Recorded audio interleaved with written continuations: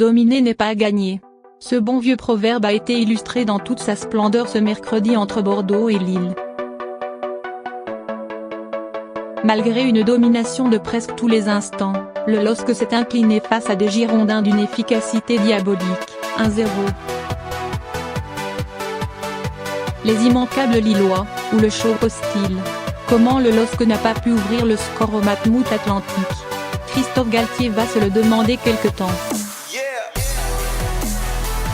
Il faut dire que ces joueurs ont manqué des buts tout fait sur deux actions similaires, centre en retrait, et frappe au 6 mètres. Et chaque fois, Pépé et Bamba ont trouvé le moyen de tirer sur Costil. Résultat des courses sur la deuxième occasion, le contre-girondin a fini au fond lui après un centre de Kalou pour Camano. Et ça ne s'arrête pas là pour les Lillois. En première mi-temps, on peut aussi citer la tête au fond repoussée par Costil ou le coup franc au ras du poteau de Pépé. Un dernier exemple pour la route, l'énorme double occasion dans les dernières minutes pour Loïc Rémy, mais décidément Costil était infranchissable. Bref, ce mercredi soir, ça ne voulait vraiment pas rentrer pour le LOSC. Bordeaux poursuit son redressement. Même si c'est loin d'être parfait, les joueurs de Ricardo retrouvent des couleurs et enchaînent une deuxième victoire de la saison. Comme à Guingamp, dimanche dernier, après une entame très compliquée, les Girondins ont semblé trouver une vraie assise défensive avec le duo Kaounedé-Pablo.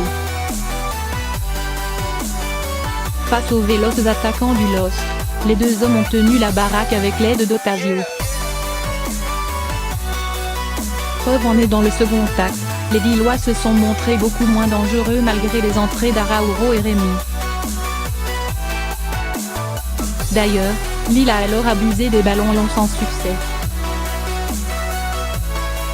Avec ce troisième match sans défaite, les Girondins remontent à la 10e place de la Ligue 1 à seulement 3 petits points du podium, mine de rien.